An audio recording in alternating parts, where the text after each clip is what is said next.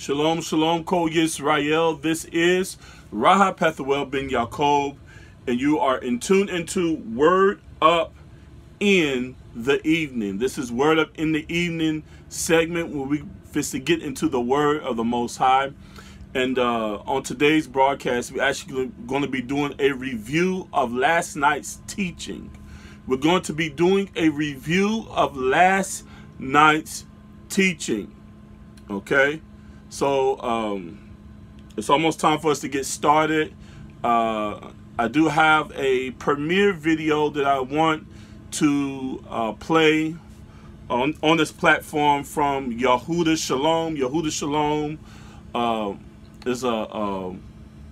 is a Hebrew Israelite MC, rapper artist. I have enjoyed his music for many years. I've been knowing this brother for a good amount of years now, and I just love this music. This music video is very dynamic, very powerful.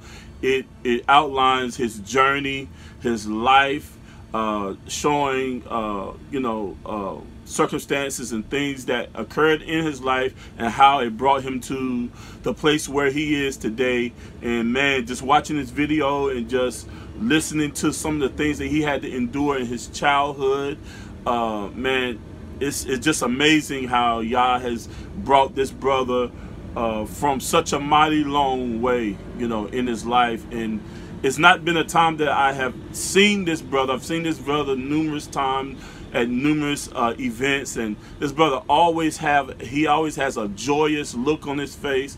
He always has this gleam and this glow about him. And man, just to see how Yah has brought him through so many things in his life, and he still has a song of praise, he still has a word of praise on his lips, man. It's just amazing. I mean, this video actually brought some tears to my eyes. I'm not gonna lie, man. This video really brought tears to my eyes. So I'm gonna play his premiere. He dropped this video around 6 o'clock Central Time. Okay. I also want to say, if you all hear noise in the background, I'm parked at a truck stop, so you're gonna hear some noise in the background, different trucks and stuff parking right beside me. So I hope that does not distract any of you that are listening at this particular time. Okay, we are on live. Okay, this is Word Up in the Evening. This is Raha Pethuel ben Yaakov. You're viewing Word Up in the Evening, and I want to welcome everybody to this broadcast, or I don't like to call it a show. I should have edited this particular title. It's not a show, okay? I'm not here to put on the show. But I want to welcome everybody to this broadcast, for taking time out of your time to join with us on tonight. We're going to be reviewing last night's teaching. I just want to say toda to everybody that commented, toda to everybody that shared it, toda to everybody that took time out of their time to view last night's teaching. But I want to go through that teaching again. I want to go through it again because I feel as though it is very important for us to understand the finite details of certain things that were mentioned on last night's teaching. I was kind of apt last night, I was full of the passion and the ruach of Yah. So I want to kind of take my time and go through it again. Make sure you grab your scriptures, whether it be the hard copy scriptures, whether it be on your iPhone, your Android, your laptop. Grab your scriptures. Grab you a notebook pad and a pen. Make sure you write down certain quotes that are quoted that bring inspiration to you, so you can remember those quotes. Also, make sure that you write down the scriptures. As I was stating when I announced I'm going to be coming on, I made a video announcing I was going to be coming on tonight. One of the things that I did in my years of being tutored or mentored in this truth, I always took notes. I mean, I would write down, I would be writing down things, write down scriptures that my pastor or teacher, Morey at the time, and any Morey, I still do that to this day, any Morey that teaches especially if I'm inspired by them, I write down the quotes, I write down their the scriptures and everything they go over, and I'll go back and review those things as well. Very important to do that. And I used to take notes so hard. I used to go so hard taking notes and write down things that my pastor would get annoyed at me. He'll be annoyed at me doing it, but I want to encourage you all to do it. Make sure that you do that, okay? Once again, this is Word Up in the Evening. Word Up in the Evening with Rahab Pethuel bin Yaakov, okay? If you're viewing this, share it on your timeline.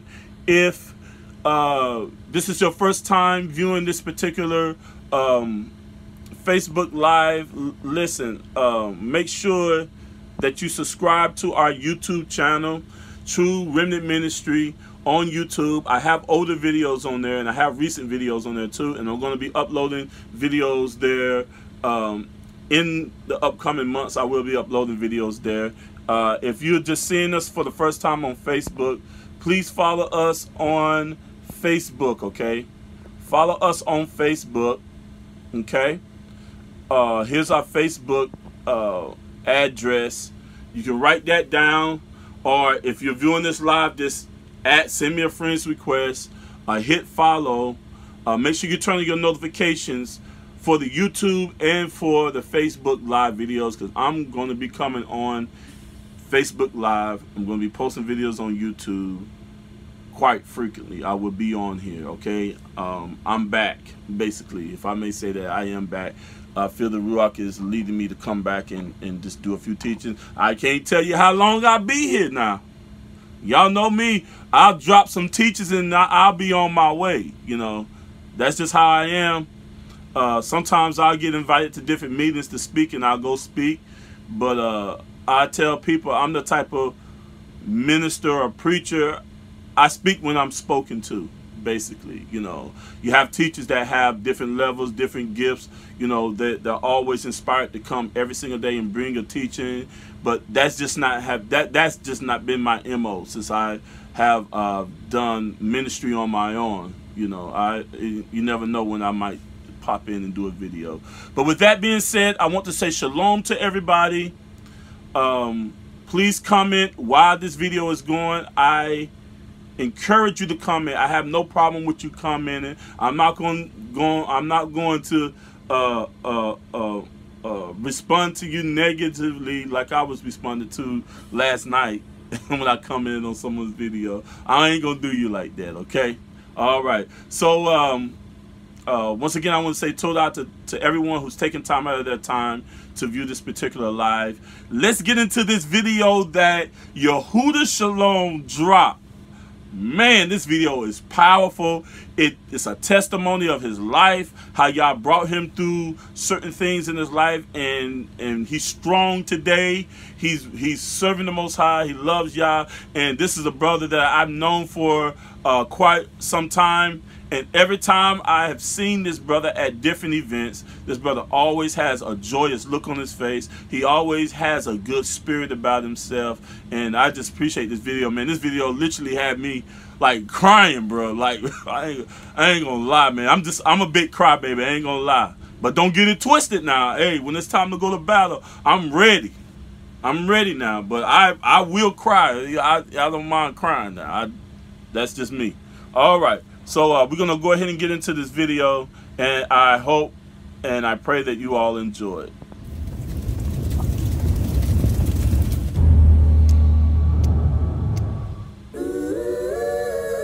Yeah.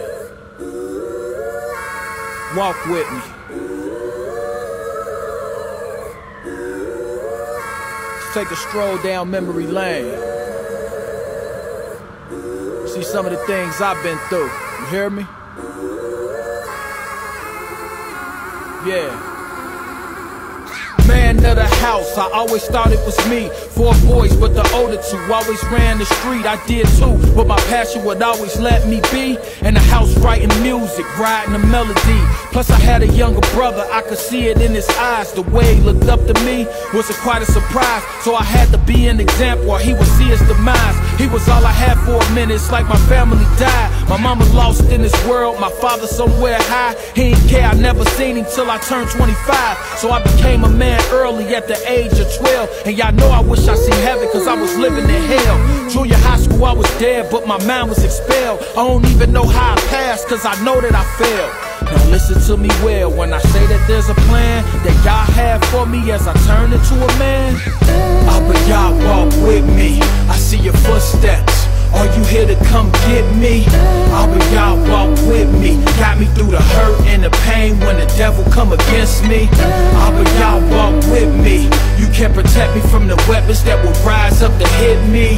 But y'all walk with me, your rod and your staff comfort me, making evil flee quickly. I was 14 when my mother lost custody. Moved in with my grandma with all of the love that she tried to give, but I was torn from everything that I've been through. My mama boyfriend used to beat me, messed up my mental. It was all discipline and no love. I guess it's hard to love children that's not yours when it ain't your blood. He would beat us with a bat, pour ice cold water on our back. It was times I felt to the brink of my death.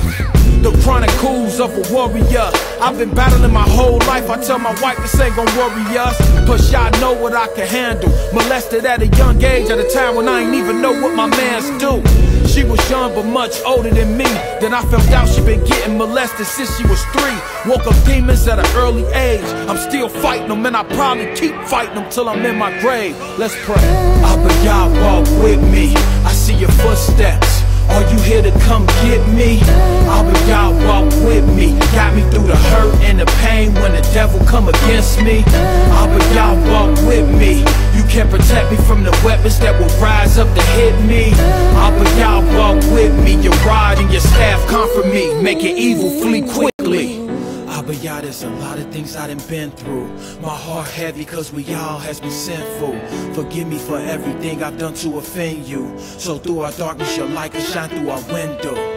Help us to help a soul get saved and convert a person from the error of their ways.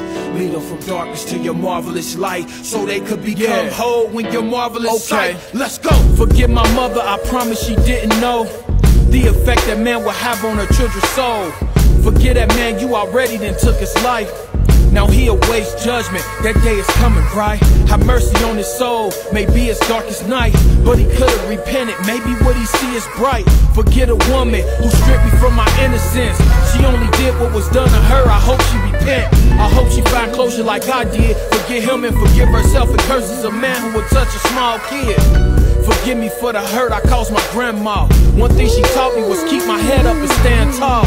But I wish I could've showed more empathy. Now she got dementia, she don't even remember me. I look to heaven to break the chains of the enemy.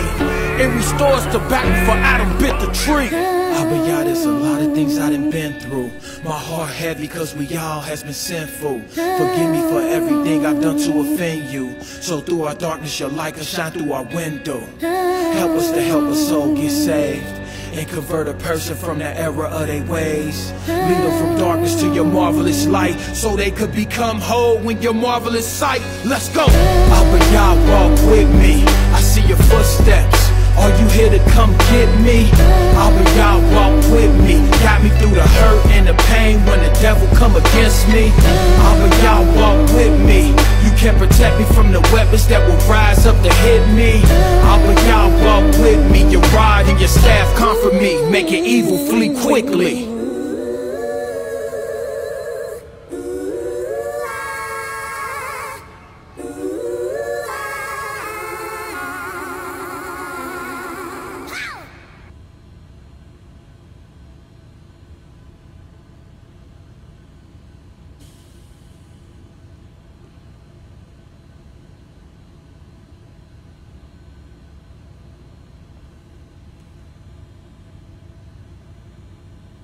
Shalom, shalom, Kol Yisrael.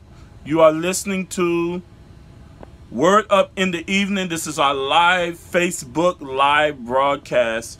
And we welcome you to our broadcast, all of you who are in tune to the broadcast at this time. We want to say Todah, Todah, Todah, Todah for everybody taking time out of their time to join with us. And I apologize. I'm trying to pull up everybody's, I'm trying to pull up the chat for Facebook, but I can't seem to pull it up. So those of you, if you're putting comments up, I can't see them for some reason. I try to figure this out. I'm using a app on my iPhone, which I've used it in the past, but this is just like a free trial, and maybe they don't make it available for those who are doing the free trial thing. So I'll probably just go ahead and just pay the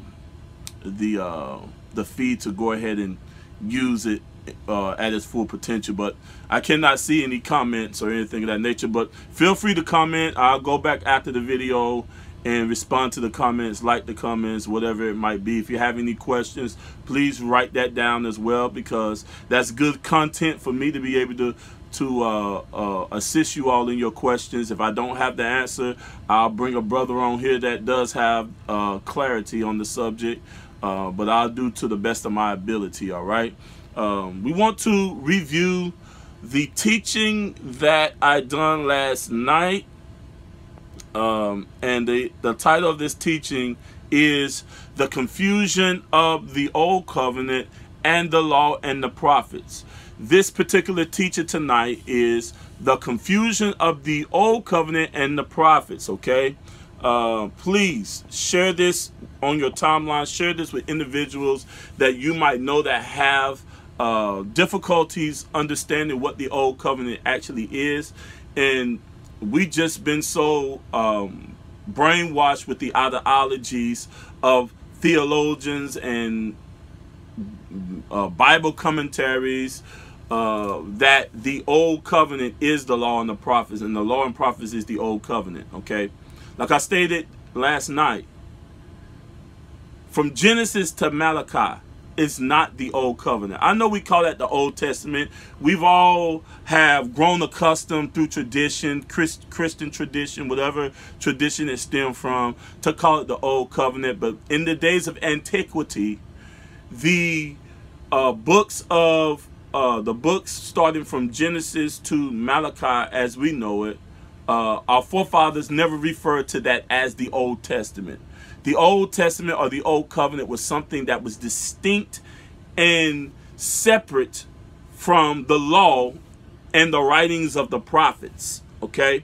Even when you go back to the writings of the Celestium, the apostles, even different quotes that they quoted from what we call the Old Testament or the Law and the Prophets, you will see that many times they refer to it as the Law and the Prophets. They never referred to it as the Old Covenant, because they understood that there was a distinct difference between the commandments and the laws that were given and the Old Covenant within itself. A lot of people, even we got Israelites out here that are trying to say, well, because the Old Covenant is done away with, we don't have to keep the law of Moses. We don't have to keep the law of the Mosaic law. There's no such thing scripturally as a Mosaic law.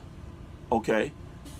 Now, it has been referred to as the law of Moshe, not because Moshe conjured it up or Moshe came up with these commandments and instructions on his own. Everything that Moshe spoke was declared and spoken to him by the Most High. And the only reason why that was so is because we asked Moshe, our forefathers asked Moshe to do it. Because we were so afraid to hear the voice of Yah. Yah wanted to speak to us himself. He wanted us to literally hear his voice speak. But because we was afraid of Yah, we was terrified of Yah, we said, hey, look, Moshe, let Yah talk to you, and you just relay whatever Yah says, relay it to us. We'd rather hear you tell us what Yah said than to hear Yah say it himself. That's the only reason why Moshe was even in the picture, okay? Now, we have to understand linguistics, which we don't understand. We don't study linguistics. We don't study simple words like of. The word of indicates something connected to or belonging to. All depends on the context of how it is used. But when we use the phrase the law of Moshe, we're saying that that law is connected to Moshe, which it was, because we received the law from Moshe, not because Moshe volunteered and said, hey, pick me, hey, let me tell you the law, statutes, and commandments. No. It was our forefathers that chose Moshe to speak to us the law, statutes, and commandments. Yah want to speak to us himself, okay? So let's not get it twisted. Everything that Moshe did was commanded of him by the Most High. It was commanded of him by the Most High. Now, that's not to say that Moshe is greater than Messiah, because he's not, okay? He's not greater than Messiah. Matter of fact, everything that Moshe wrote was a type and shadow of Messiah, or of Yeshua, okay? We have to understand that. So as it relates to the Old Covenant, people are getting Paul's letters twisted again. We're twisting and wresting Paul's letters to our own destruction, because, first of all, we got a group of people that are unlearned, okay? They're unlearned, and they wrest the scriptures just like they do all the other scriptures, okay? They wrest them, they twist them, okay? We are going to deal with Paul's writing, and we're going to deal with it in context.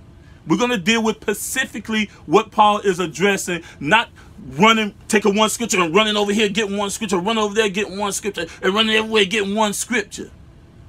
That's not rightly dividing the word of truth. You can take one scripture from any chapter and make it sound the way that you want it to sound. But we have to deal with the context of what he's talking about. And that's where understanding comes. Seasoned teachers deal with context. And once you understand the context of the chapter, that's why I always tell people, before you go start picking one verse here, one verse there, you need to understand the context of the whole chapter in which that one verse is found, so you can properly use it in its rightful place, in its rightful context. Because when you do that, you create false doctrines. You create false sayings. Okay? And we begin to add and take away from the word of the Most High. With that being said, let's go ahead and get into the teaching. Make sure you have your scriptures. Make sure you have a notebook, book pad, a piece of paper so you can write these verses down. And I want you to follow along with me. We're going to be starting at Hebrews chapter 9. Hebrews chapter 9. We're going to begin at verse 1 and we're going to read down to verse 19. And if the Ruach leads me, we might read down just a little bit further. Hebrews chapter 9, starting at verse 1. And then once we deal with the context of this chapter, we are going to see specifically what Paul is addressing, what he is associating the first covenant or the old covenant with. Then he's going to tell you exactly what covenant he's talking about. Because when we study Torah, when we study the law, okay, and I believe it's Deuteronomy chapter 32 or 31. I believe it's Deuteronomy chapter 32. I believe it is, okay. We see that there were two covenants that were given to the nation of Israel when they were in the wilderness. There was a covenant made at Harib, and another one was made in the land of Moab, basically, okay, in the land of Moab. Now,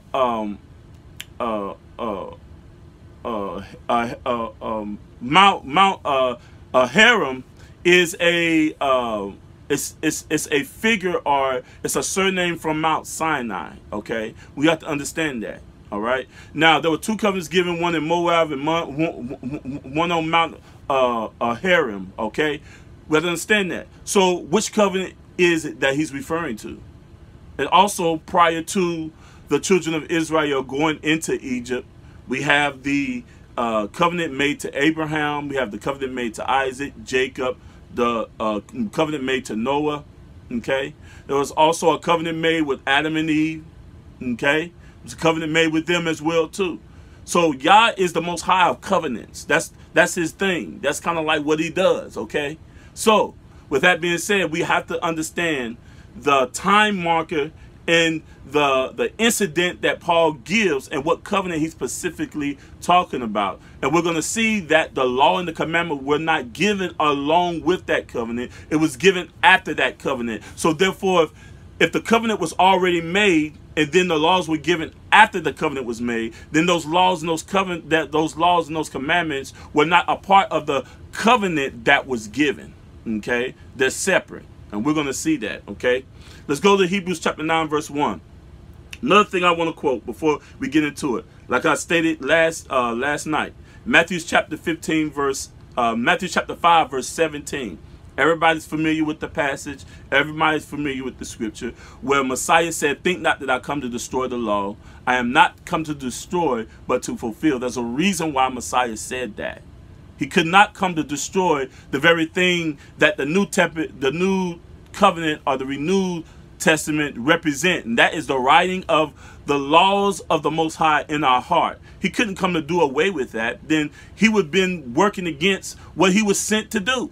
And he was not sent to erase the laws. He was sent to write them, to hatab in the Hebrew, to write them on the tables of our heart, to take them off those tables of stone and write them in our heart, in our leb in the Hebrew, which means the mind, the century of man. So it would be in our psyche. It would be written on our forehead, all right? We have to understand that. All right, with that being said, let's go to Hebrews chapter 9, verse 1. And we're going to take this thing a little bit slow. We're going to tone it down a little bit. Now, look what he says here. This is Saul or the Apostle Paul writing. He says, "Then verily the first covenant had also ordinance of divine service and worldly sanctuary." Look what he's addressing. He says the first covenant, which you look up that word first, it means old or ancient or antiquity, okay? The first covenant had also ordinance of divine service and a worldly sanctuary. For there was a tabernacle made, the first wherein the candlesticks, the table, the showbread, called the sanctuary. Now, so far, he ain't mentioned about adultery. He ain't mentioned about you should not take the name of Yah in vain. He ain't mentioned nothing about no Sabbath or feast days within this a dissertation that he's giving, attributes and things that are clearly associated with the first covenant. Okay, now look what he says. He says, "Showbread, which is called the sanctuary." Verse 3, "And after the second, the veil, the tabernacle, which is called the holiness of all."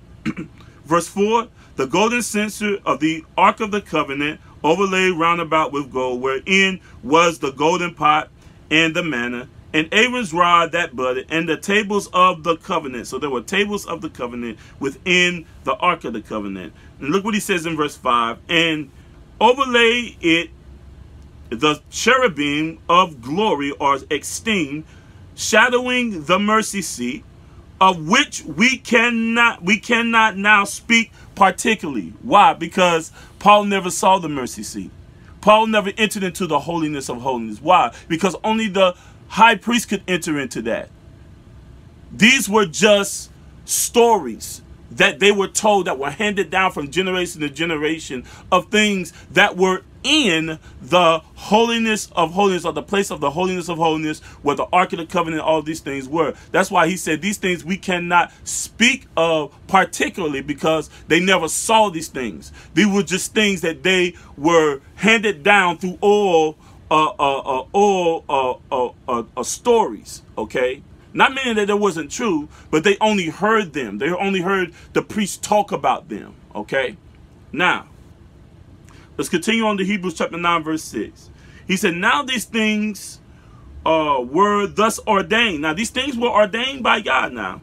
And the priest went always into the first tabernacle, accomplishing the service of Elohim, or the Most High. Verse 7, "But into the second went the high priest alone once every year, not without blood, which he offered for himself and for the errors of the people."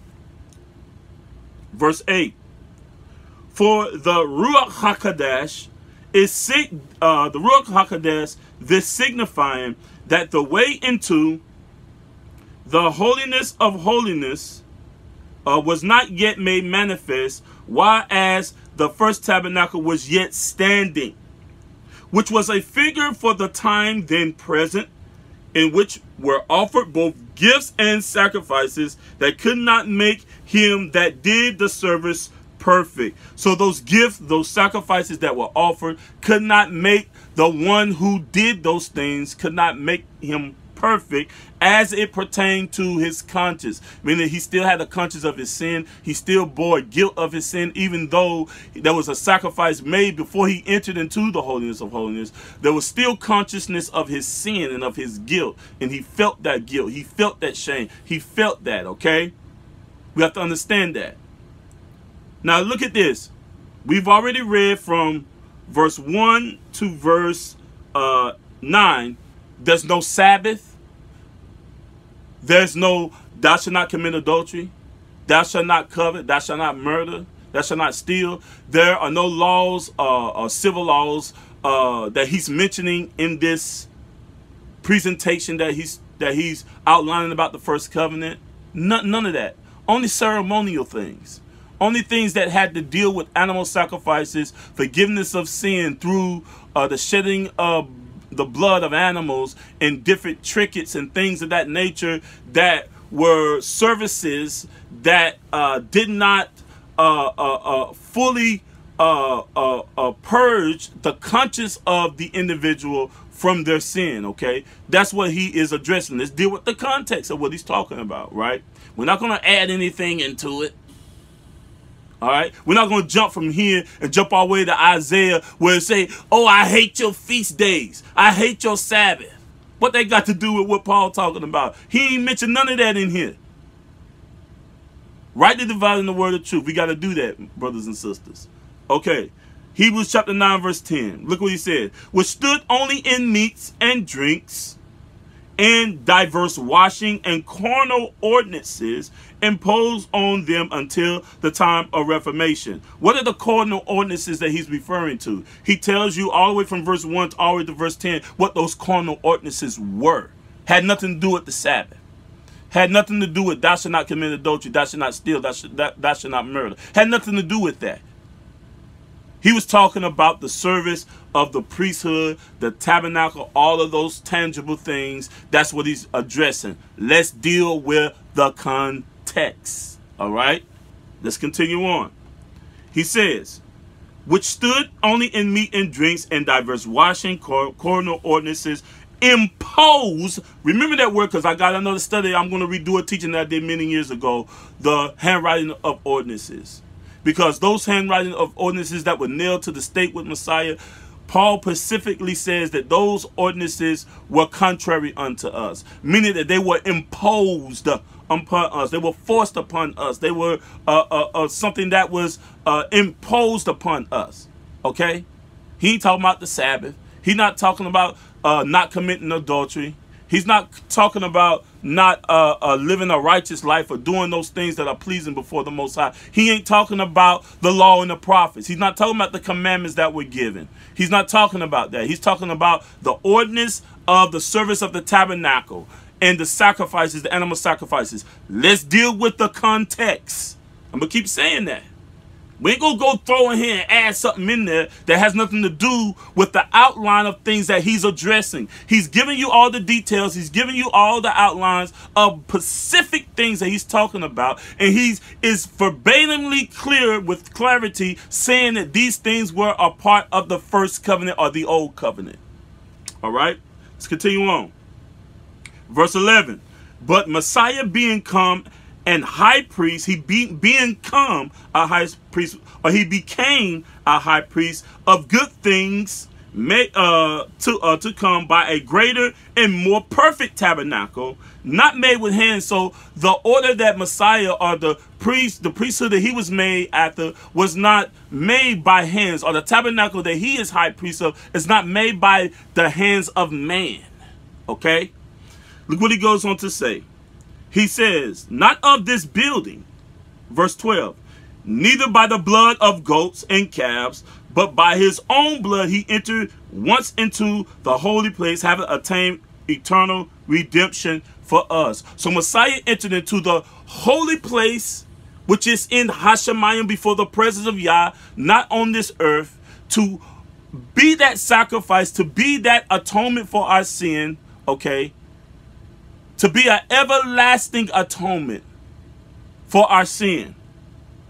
And redemption through his blood. We receive redemption through his blood. Look at verse 13. For if the blood of bulls and goats and ashes of heifer sprinkling the unclean sanctified to the purifying of the flesh. He said, if those things sanctified your flesh, okay, those carnal ordinances. Look what he says. How much more shall the blood of Messiah, whom through the eternal spirit offer himself without spot to Yah, purge your conscience, your mind, your conscience. Your conscience, your mind, your thought, your imagination. Look what he says. From dead works to serve the living Yah. What are the dead works he's talking about? Transgression against the Torah. The wages of sin is death. Those are the dead works of the law. When Yah tells you not to commit adultery and you go commit adultery, okay, you're working a dead work. That's a dead work, meaning that your sentence is death because you sin against Yah. But Todah Yah for Yahshua, because we can ask forgiveness, and if we repent and turn from our sin, then Yah will pardon our transgression and pardon our sin. Todah Yah for that, for Yahshua. All right, let's continue on. He says in verse 15, and for this cause, he is the mediator. He is the mediator. He is the go-between. He's the person that we go to, all right? He is the mediator of the renewed covenant, or of the new covenant, that by the means of death for the redemption. Now look at this. He is the mediator of the new covenant. Look at this. He's the mediator. Let's read this very carefully. Read it with me. Look what he says. He says, for this cause, he is the mediator of the New Testament, that by the means, or by means of death, for he's telling you the reason why he is the mediator. He's telling you the reason why he is the mediator between us and Yah. For the redemption. For the redemption. For the redemption of the transgressions that were under the first testament, that we which are called might receive the promise of eternal life. So for the redemption of the transgression, what he's talking about, what are those transgressions? Sin is what? The transgression of the law. We transgress the commandment and the law of Yah, because the first covenant is separate from the laws of the Most High. The first covenant is not the law statutes of the Most High. So for that reason, he is the mediator of the renewed covenant for redemption of the transgression that were under the first testament, they which are called might receive the promise of eternal life. Look what he goes on to say in verse 16. For where a testament is, there is also a necessity be the death of the testator, for a testament is of force after men are dead. Otherwise, it is of no strength at all while the testator liveth. Verse 18, whereupon neither the first testament was dedicated without blood. So he's getting ready to get into specifically what that first testament or what that first covenant was. He's going to give you an event. He's going to give you an event, and then he's going to describe the event that took place in which that covenant was made. Look at what he says in verse 19. For when Moshe has spoken every precept to all the people according to the law, or according to the instructions, according to the instruction, because the word law means instruction. That's what it means. Simply that. According to the instruction, Todah Yah, according to the instructions, he took the blood of the calves, of the ox, and of goats, with water, scarlet wool, and hyssop, and sprinkled both the book. Remember that. He sprinkled the book. What book was that? The book, and all the people.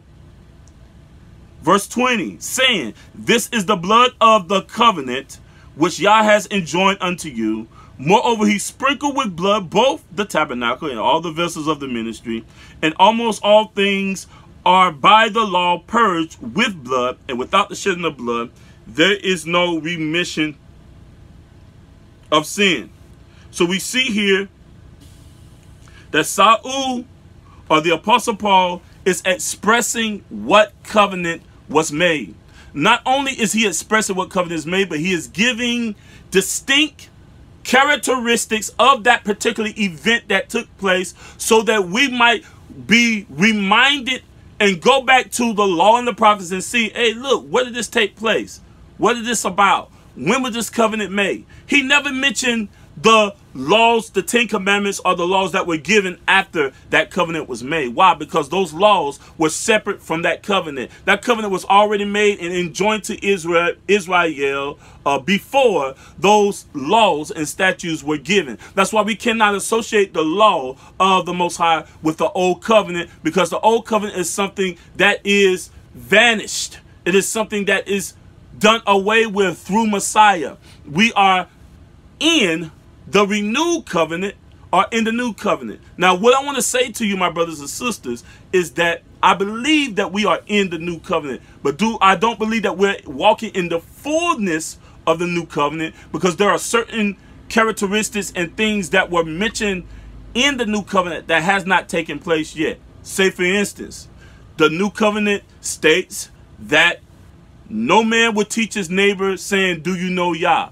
That ain't happened yet, because everybody trying to teach everybody who Yah is, okay? And everybody's trying to inquire understanding and knowledge to know truly who Yah is and to walk according to his ways. So that part of that covenant has not been fulfilled yet. Will it be fulfilled? I believe that it will be, okay? And that's not saying that I deny the new covenant. I'm just dealing with the hard facts of it. That's just true, okay? So with that being said, we have to understand that that covenant was done away with. Not the law, not the commandments. That was not done away with, because Messiah stated in Matthew chapter 5 verse 17, he didn't come to destroy. Paul says in Romans chapter 3 verse 31 that our faith in Messiah does not make the law void, meaning that we don't say, oh, I'm going to throw the law away. I don't need the law no more because I got faith in Messiah. No, we established the law. And he ain't talking about some laws and commandments that the Messiah came to bring, or different laws other than the laws that were given to Moshe and to teach the people the right ways and the right doings of Yah. Oh, where do y'all get that from? And some of y'all say, well, if you go to Matthew chapter 5 and you read a little further down than verse 17, you'll see that Messiah said, you heard it said of old that you should hate your neighbor, but I say unto you to love your neighbor. To love your enemy, or to love your enemy. That ain't nothing new. That's in the Torah, to love your enemy, to do right by your enemy. So Messiah didn't come to bring some different laws. Oh, they're spiritual laws. No, the law is spiritual. That's what Paul said. Paul said, therefore, the law is spiritual. The law, definite article. Not some spiritual laws. No, the law is spiritual. That's what he said. Why? Because it was given by Yah. And Yah is a spirit. And those that worship him must worship him in spirit and in truth.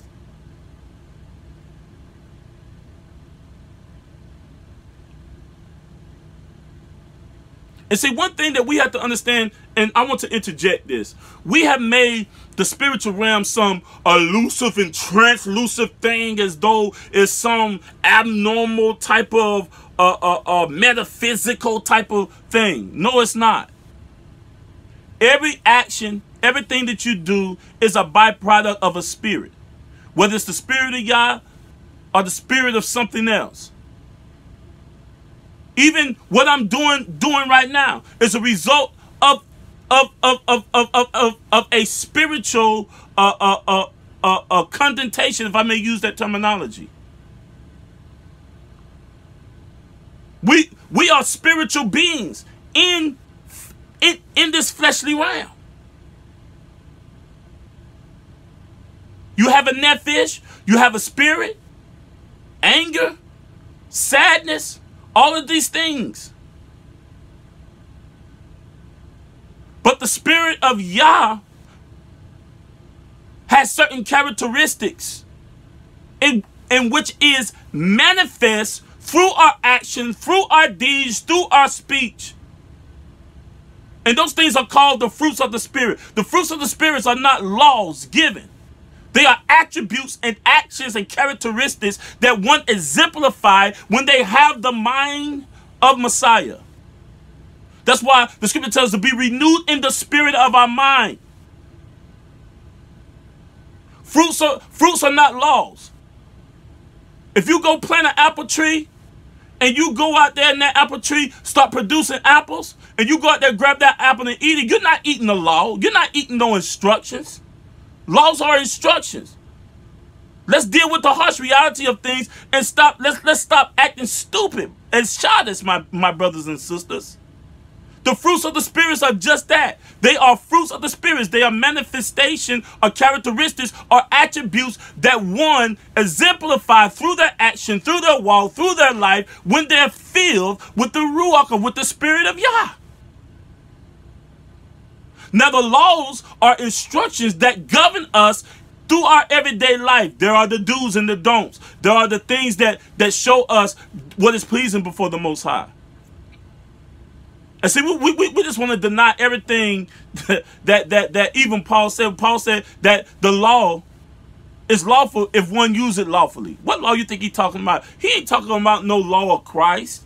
Christ didn't come to bring some separate law. The law that was given to Moshe was the law of Messiah. That was Messiah giving him the law and instructions. Yosef preached a dynamic message. The first time I heard that brother minister, that was the first message I ever heard him preach about Chadabar. The word of Yah came unto me. The word of Yah appeared unto me. You see the prophets say that. They weren't talking about some elusive voice or elusive word. They were talking about an individual, someone called Chadabar, the word.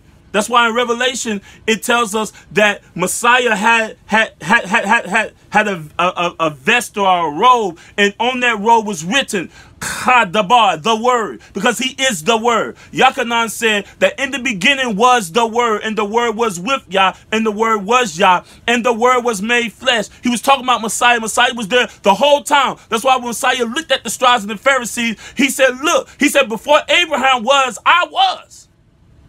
I was there the whole time. Those words that you heard, those words that Moshe was giving you, those were my words. Why? Because him and the Father, they are ikhad, they are united, they are one.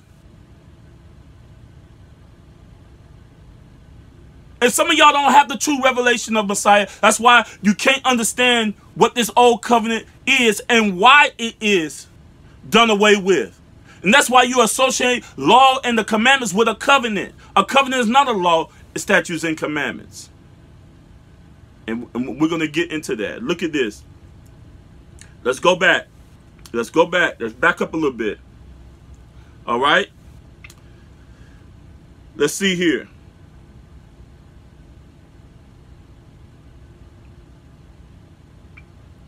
Verse 19. Let's read that one more time, and then we're going to go to Exodus chapter 24.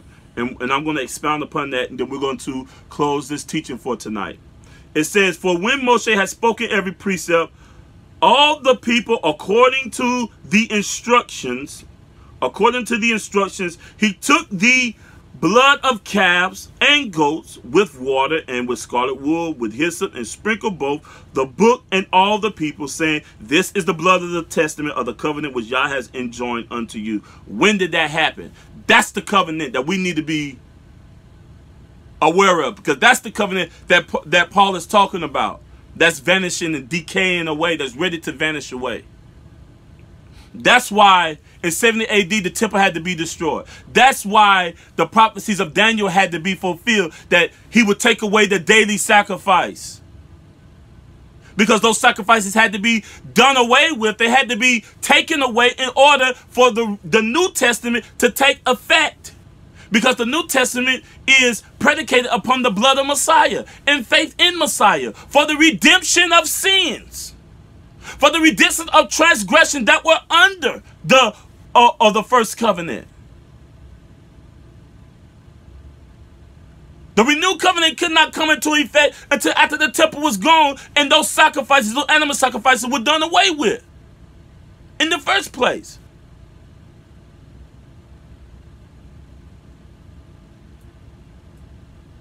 We all like to quote the scripture.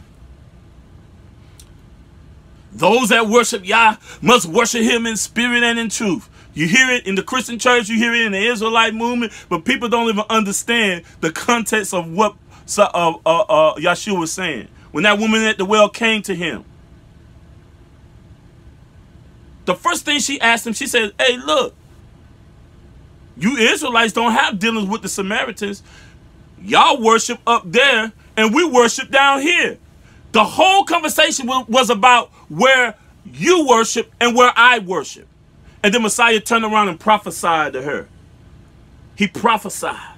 He said, look, he said, there's going to come a time where you Samaritans, you ain't going to worship in this mountain. And us Israelites, we ain't going to worship in Jerusalem. But those that worship y'all are going to worship him in spirit and in truth. Why? Because he was prophesying the destruction of the temple. Why did Israelites go to Jerusalem to worship? 3 times in a year shall you go up to Jerusalem to worship. But how can we go to Jerusalem to worship when there's no temple there? Messiah was letting her know there's going to come a time, and the time is now, he said. He said there's going to come a time prophesying something that's going to happen in the future, and the time is now. Y'all seeking such to worship him in spirit and in truth. We got to rely on the spirit, and we got to rely on truth. Well, what is truth? Messiah said, I am the way, the truth, and the life. David said that thy righteousness is the everlasting righteousness, and thy law is the truth. So Messiah is the law of the Most High. He's the lawgiver. He didn't come to establish a different law that was already given. That's what the scribes and Pharisees was doing. That's why Messiah said to him, said to the scribes and Pharisees, he said, look, he said, you make the commandments of Yah of none effect by your traditions, not by the commandment of Yah, but because of your traditions. Because you say, the Torah says that children should obey their parents, but you say that if you pay this price or you pay this money, then you ain't got to do what your mother and father say. And then he said, because of your traditions, you make the commandments of Yah none effect by your tradition. He said, by your tradition, you transgress the commandment of Yah. He came to fully preach the commandment. He came to put the law into his rightful perspective. Paul gives us what the usefulness of the law and what the law's position and purpose is. He said, by the deeds of the law shall no man be justified, for by the law comes the knowledge of sin, meaning that the law gives us knowledge of what transgression is towards Yah. Without that, we don't have no standard or no type of a guideline to know what is right and wrong before Yah. So how you going to take that away? Messiah didn't come to do away with that. Let's go to Exodus chapter 24, verse 1. Exodus chapter 24, verse 1. I pray that this teaching is a great inspiration to your heart. We're going to run through this right quick. Bear with me. There's something very important I need to point out to you, my brothers and sisters. You must see this. We're going back in time. We're going back into the times of antiquity where this particular event took place that Saul is mentioning in Hebrews chapter 9, verse 19. This is where it occurred. This is what he's referring to. He's referring to this covenant. Covenant, not law and commandments, but covenant. All right? Let's look at this. Exodus chapter 24, verse 1. This is very important. The first three words are very important. And he said, who is the he? Yah, the Almighty, the Most High. Yahweh said unto him, unto Moses, come up unto Yah. Now this is Yah speaking to him. Yah is giving him instructions. He's hearing the voice of Yah speak to him and give him instructions. Look at this. And Yah said unto Moses, meaning that Moses not acting out these things. He's listening to Yah at this point, giving him instructions. And Yah, he said unto Moses, come up unto Yah, you, Aharon, and Nabi, and Nabah, and Abihu, and 70 of the elders of Israel, and worship you afar off. Look at verse 2. And Moshe alone shall come near to Yah, but they shall not come nigh or near, neither shall the people go up with him. So verse 1 and verse 2, he's hearing Yah speaking unto him and giving him instructions. Look at verse 3. And Moshe came and told, you can't come tell somebody something unless someone says something to you to go tell somebody something. So at this point, verse 1 and verse 2, Moshe is receiving instruction, guys, speaking to him and giving him instruction on things to do. Okay. Then after that, verse 3, Moshe goes and tells the people all the words of Yah and all the judgments, the dabar, the utterance of Yah. That's what the Hebrew word is, the judgments of Yah. Okay. And all the people answered with one voice and said, all the words which Yah have said, we will asah, we will do, we will accomplish them, we will exercise them. Okay. Verse 4, very key. Listen to this, verse 4. And Moshe wrote, he hatab in the Hebrew. He wrote all the words. He wrote all the dabar, the words, the utterance, the speech of Yah, the words that Yah spoke to him, the dabar that he received from Yah. He hatab, he wrote them. Look what he goes on to say. Very key, he wrote them. Look at verse 4. And rose up early in the morning. So he rose up early in the morning. This is another day. This is not the same day in which he received or heard the words of Yah that he went and told the people. This is not on that same day. This is the day after he received the words of Yah and told the people the words of Yah. Look at this. Verse 4. Let's read it again. And he wrote all the words of Yah and rose up early in the morning. And when he rose up the next day, or he rose up the next morning, look what he did. And built an altar under the hill, 12 pillars, according to the 12 tribes of Israel. According to the 12 tribes of Israel. So this happened the next day. The next day, okay, he is acting out the instructions that Yah has given him the day prior. Or that yesterday. Okay? He's now acting out the words that Yah gave him the day before. Now look at this. Verse 5. And he sent young men of the children of Israel, which offered burnt offerings and sacrificed peace offerings of oxen unto Yah. And Moshe took half of the blood and put it in the basin, and half of the blood he sprinkled on the altar. So he sent young men to offer sacrifices. He took half of that blood, he put it in a bowl, in a basin, and he took it and he sprinkled the blood on the altar. Sprinkle the blood on the altar. Look what he goes on to say. Verse 7. And he took the book of the covenant. He took the book of the covenant. So how did this book of the covenant come into play? It tells you in verse 4 that he wrote down all the words and judgments that Yah told him. When do we see commandments and laws given here? None whatsoever. We see the word dabar and we see the word judgment. Judgments are a little bit different than what we call laws and commandments. Okay? The dabar is just words that are spoken to you, or a conversation that you're having with someone. That's what the Hebrew word dabar implies. Okay? Now look at this.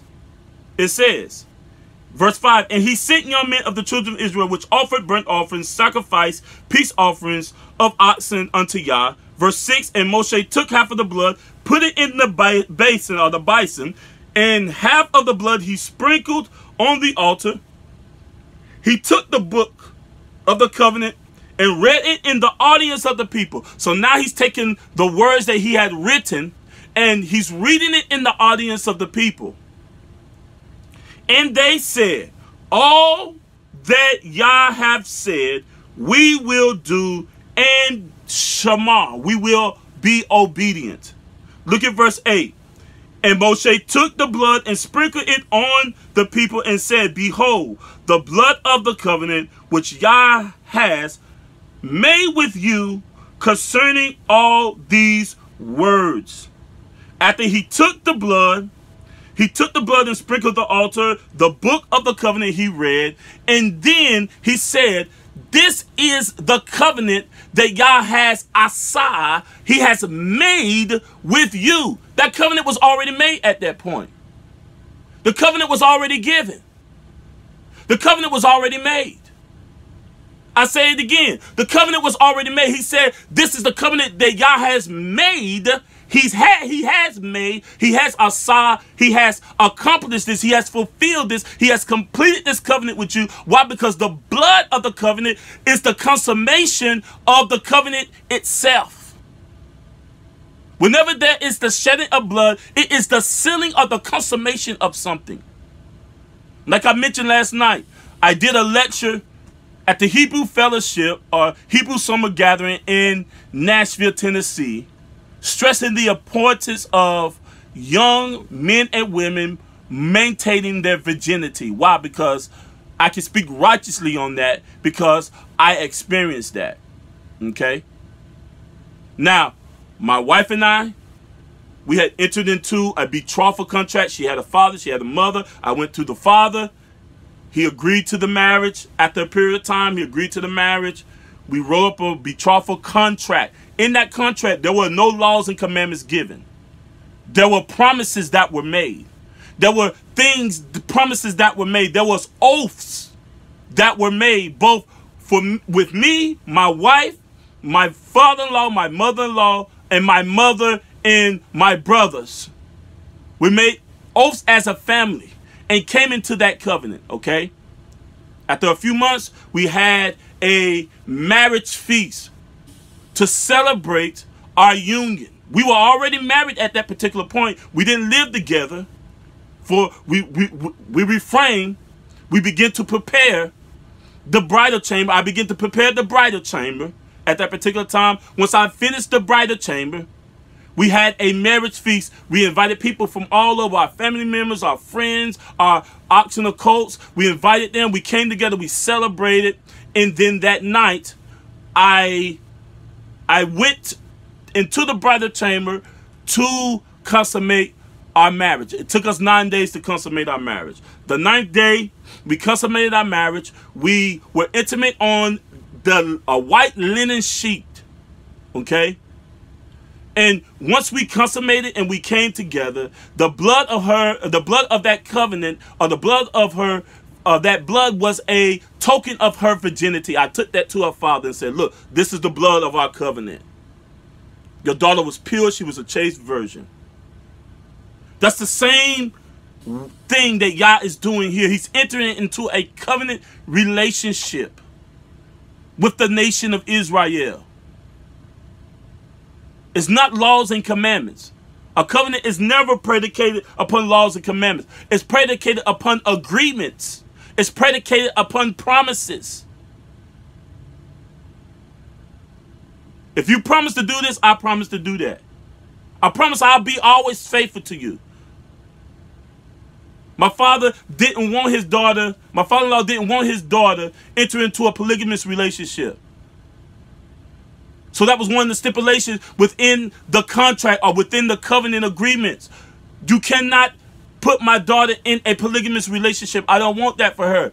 Yes, I agree to that. I will not put her in a polygamous relationship. So that's a covenant that is made. If I go and I put my wife in a polygamous relationship, then I've broken that covenant. And there are judgments that are made in that covenant. If I break the covenant, that agreement that I made with my wife and her family in regards to putting her in a polygamous relationship, then her father has the right to come and take her back. That's the judgment for breaking the covenant. It's not predicated upon laws and commandments. A covenant is never predicated upon laws and commandments, my brothers and sisters. So this first covenant, Paul tells us in Hebrews chapter 9 what it was predicated upon. The service, the tabernacle, and all these different things, these ritualistic things were a part of this agreement that was made with them at Mount Sinai. That's why the blood of the oxen and the goats and all that stuff had to be sprinkled on the altar and sprinkled on the people, because it was an agreement. Let's continue on. Let's look at verse 8. Let's read verse 8 again. And we're going to skip down to verse 9. Look at this. And Moshe took the blood and sprinkled it on the people and said, behold the blood of the covenant which Yah has enjoined has made with you concerning all these words. Verse 9. Look at verse 9. Then went up Moshe, Aharon, and Nadab. I finally got it right. Nadab and Abihu and the 70 elders of Israel, after the covenant was made. In verse 8, Moshe said, this is the covenant that Yah has made with you. Then, in verse 9, we see that Moshe goes up with Aharon, Nadab, and Abihu, and the 70 elders of Israel. If the law and commandments, Sabbath day, thou shalt not covet, the civil laws on how to love your neighbor, love your enemy, all these things, if those things were a part of the covenant, then why is Moshe and the 70 elders and Aharon going up the mountain? What's the reason for that? There's no reason if that is a part of that covenant that was made. The covenant is already made. The laws and the statutes, the commandments would have been already given. So why would they have to go up the mount? Why is that? Because the law and the commandments and the tables of stone were not given at the same time that the covenant was made, because those things were not a part of the covenant. There was a separate book called the Book of the Covenant. And the words that were written in that book was specifically for that covenant that was made. Let's continue on. Let's continue on to read. Verse 10. And they saw Yah of Israel, and there was under his feet, as it was paved work of sapphire stone. Can you imagine that? Wow. What a sight to see. My. Look at this. And it says, and under his feet, as it was paved work of sapphire stone, and as it were the body of heaven, the body of Hashemayim in his clearness. And upon the nobles of the children of Israel, he laid not his hand. Also they saw Yah, they saw the Most High, and did eat and drink. Look at verse 12. And Yah said unto Moshe, come up unto me into the mount. He said, I want you to come up to me into the mount. Now this is after the covenant is already made. Now look why Yah wants Moshe to come up further up the mount. Look, this is the reason why. Look what he says. Come up to me into the mount, and I will be there. And I will give, I will nathan in the Hebrew, I will grant unto you. I will put in your possession, I will give you, nathan, I will give you tables of stone and a law and commandments which I have written, that thou mayest teach them. See, those laws were written by Yah. The book of the covenant was something with words that were spoken to Moshe, and he went and wrote it down and read it in the audience of the people. Different. So if verse 12, what we see in verse 12 happened in verse 8 of Exodus chapter 24, then why wouldn't Yah give him tell him to come up after the covenant was made and get these laws, statutes, and commandments? Why? Because the law, statutes, and commandments wasn't given with the covenant. The covenant was already made, brothers and sisters. It was already made. It was already fulfilled. Then Yah said, come up here and I want to give you these law, statutes, and commandments. Why? Because he gave it to him at a separate time. The covenant was made first, then the law, statutes were given. That's why Messiah said, think that I come to destroy the law and the prophets.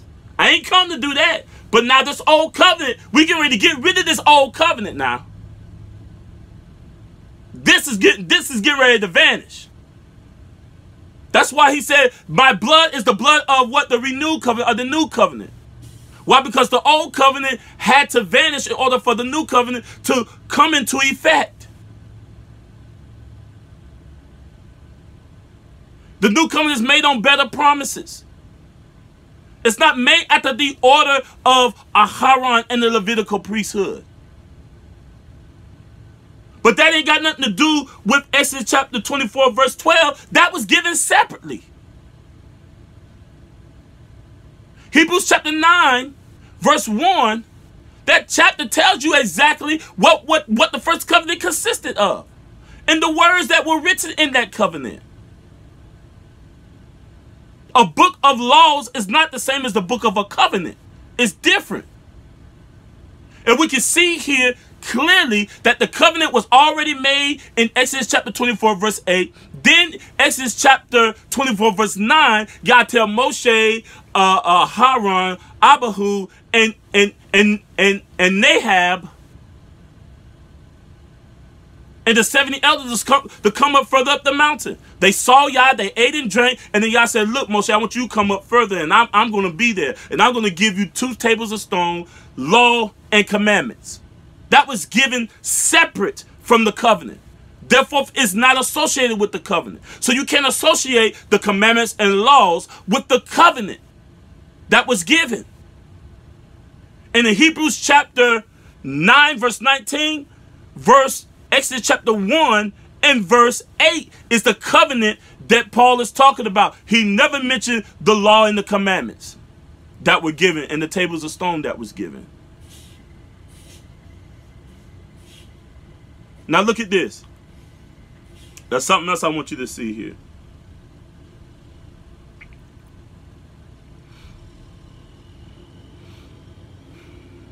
Exodus chapter 24, verse 12. He said, and Yah said unto Moses, come up to me into the mount and be there, and I will give thee tables of stone and a law and commandments, which I have written, that thou mayest what? Teach them. There's a reason why Messiah taught and quoted from the law, because the law is for teaching purposes. The covenant was never written to teach us anything. But the law and the commandments is what teaches us. It instructs us. It gives us counsel and advice on what we should do and what we should not do. Messiah didn't come bringing some other law and commandments. He came to teach the very law and commandments that were already given. He didn't come to destroy that.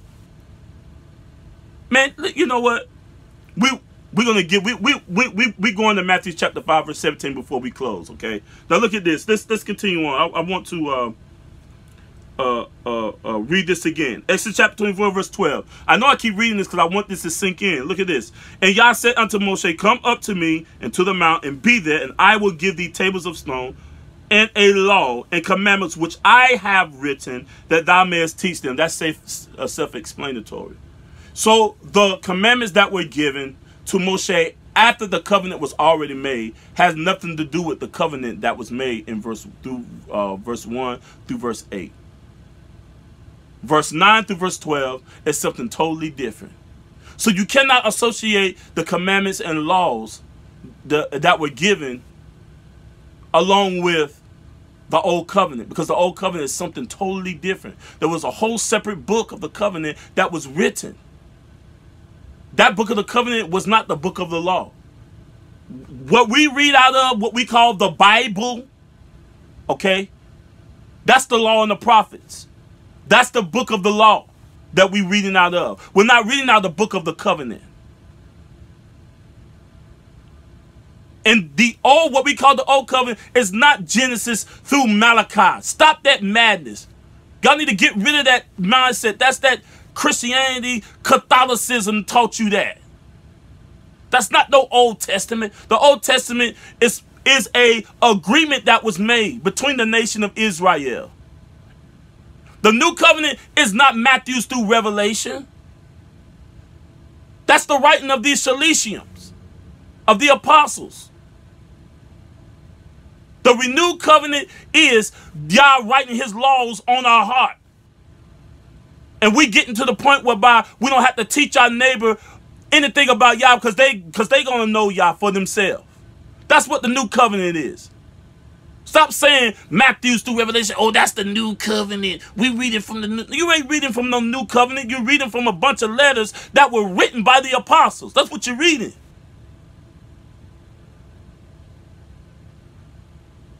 When you read Genesis through Malachi, you are reading the Torah, the law, and the writings of the prophecies of the prophets. That's what you're reading. And that is what and how Yeshua, the Messiah, and the apostles referred to when it came to what we call the so-called Old Testament.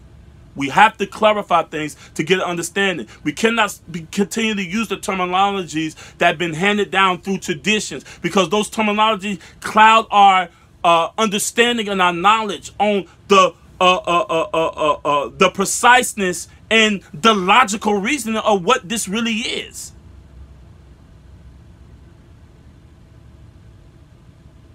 Let's go to Matthew chapter 5, verse 17. That's something I want to point out before I go. I pray this teaching was a great inspiration to everybody that is listening. And I apologize that I cannot do some shout outs to everybody that's in tune to the broadcast. I'm going to try to get that fixed so I can see the comments and everything that's being made. All right. But I will go after this video and try to respond to some of the comments and like some of the comments and everything. Okay. Let's go to Matthew chapter 5, verse 17. That's something that I want to bring out. We read in Exodus chapter 24, verse 12, Yah gave Moshe stone and law and commandments that he might teach them. Okay? That's something that Messiah says here. That's something very profound that Messiah says here. He says the very same thing. Messiah says the very same thing. Look at this. Look at this. Matthew chapter 5, verse 17. Matthew chapter 5, verse 17. He said, think not that I come to destroy the law and the prophets. I am not come to destroy them, but to fulfill them. He says in verse 18, verily I say unto you, till heaven and earth pass away, not one jot or tittle shall no wise pass from the law, till all be fulfilled. Verse 19. Whosoever, I don't care who you are, male, female, cat, dog, don't make no difference what your status is. I don't care what title you done slept in front of your name. Whosoever. This is Messiah saying this. This is Messiah, the son of Yah. The word, Hadabar, is speaking this. He says, whosoever therefore shall break one of the least, if you transgress one of the least of this commandment, not just transgress it now, not just break the least of this commandment, and shall teach men. So if you teach men to break any of the commandments of the Most High, the law and the prophets that he referred to in verse 17, he said, and you teach men to do so, he says, you're going to be called least in the kingdom of heaven. He said, if you teach men to break these instructions, these laws and commandments that were given to Moshe on Mount Sinai, I didn't come to do away with that. Now that old covenant, we're going to rectify that. We're gonna do away with that old covenant. But these laws, statutes, and commandments, you better keep these things now. And if whosoever shall break the least of one of them commandments, you're gonna be called least in the kingdom of heaven. And if you teach people to do so, you're gonna be called least in the kingdom of heaven. Let's get that straight. That's what he's saying, my brothers and sisters. Now look what he goes on to say. He said, but whosoever shall do, if you aside, if you exercise, if you fulfill, if you complete as Messiah fulfilled all the laws and commandments, and he was blameless without sin. He said, if you shall aside, do, and teach, if you instruct, if you teach, that means to learn them. If you learn them, the same shall be great. You shall be gadol in the Hebrew. Gadol in the Hebrew. You shall be great in the kingdom of Hashemayim, in the Melkut Hashemayim, the kingdom of heaven. I pray that this teaching was a great inspiration to your heart. I am Rahab Pathuel Ben Yaakov, and you have been viewing Word Up in the Evening. All right, this is Word Up in the Evening, and I just want to say that I appreciate everybody for tuning in at this particular time. Once again, we have a YouTube page. Go subscribe to our YouTube page, True Remnant Ministry. Okay, if you haven't followed us on Facebook, make sure you follow us on Facebook. Hit that follow button. All right, notification button, all that good stuff, so you can be notified every time we come on. And also, just send me a friend's request as well. Make sure you send me a friend's request. I would love to have a friend's request from my ox and the cults out there. Todayah, I am back. I'm going to be doing these teachings more frequently. I will make announcements on when I will be coming on live. Okay, it's going to be maybe later on we'll just have a day set where I'll come on and just deal with things. But I will notify you all when I come on. Okay, something else I want to say too, ox and the cults out there. Okay, I mean, listen, the job that I do, I'm always traveling.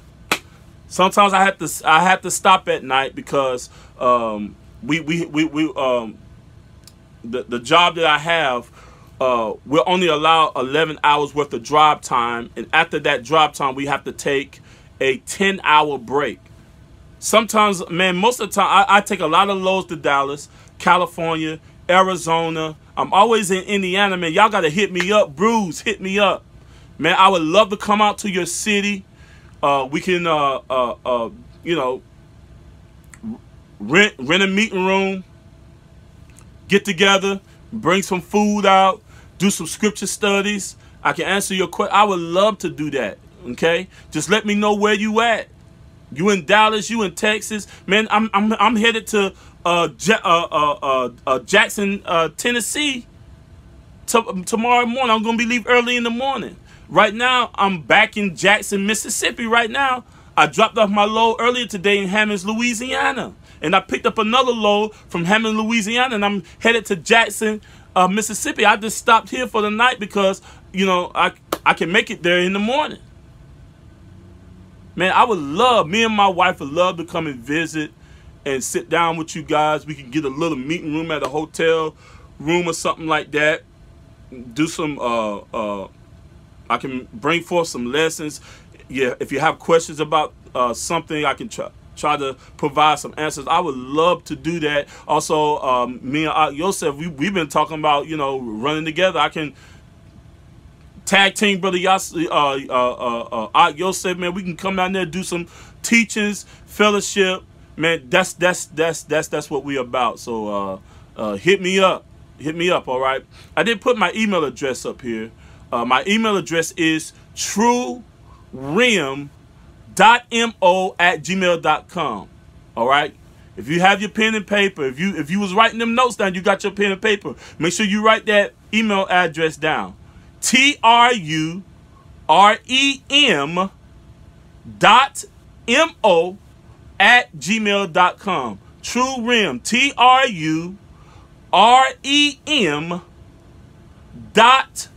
TRUREM.MO gmail.com. That is my new email address. I'm going to be receiving emails from that address at this particular time. So send me an email.